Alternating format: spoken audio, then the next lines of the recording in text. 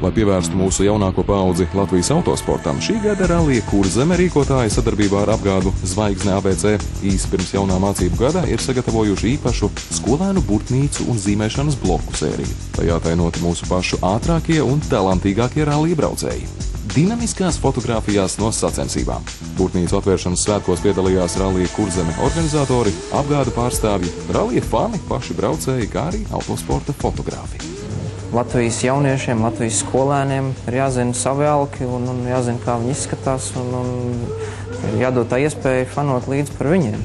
Īpašs pārsteigums sagādāts 4 Liepājas rajona sākumskolām, kas atrodas Rallija Kurzeme 2010 trases malā. Proti, mācību gadam sākoties Virgas, Kalvenes, Vecpils un Gramzdas sākumskolu audzēkņi saņems vairāk nekā 1000 burtnīcu, kas skolēniem ikdienas atgādinās par autoralliju. Jo Kalvenes iedzīvotāji, ne tikai bērni, ar vienu ir bijuši lieli sporta fani, īpaši rallija fani.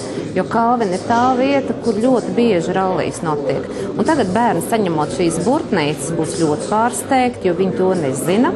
Un tā kā viņiem būs burtnīcas ar rallija attēliem, viņi noteikti būs tagad vēl lielāku fani nekā līdz šim. Laikam jau ir tā, ka mums vienmēr ir bijis tā, ka mums tie elki ir tā kā vairāk uz ārzemēm, ārzemnieki, jā, mums liekas, kad viņiem tur, jā, viss ir baigi forši, bet patiesībā mums pašiem ir savu valsts, Latvija, jā, un mums jābūt ir pašiem saviem elkiem, kam just līdzi, pa kuriem, teiksim, īkšķi būtu jātur.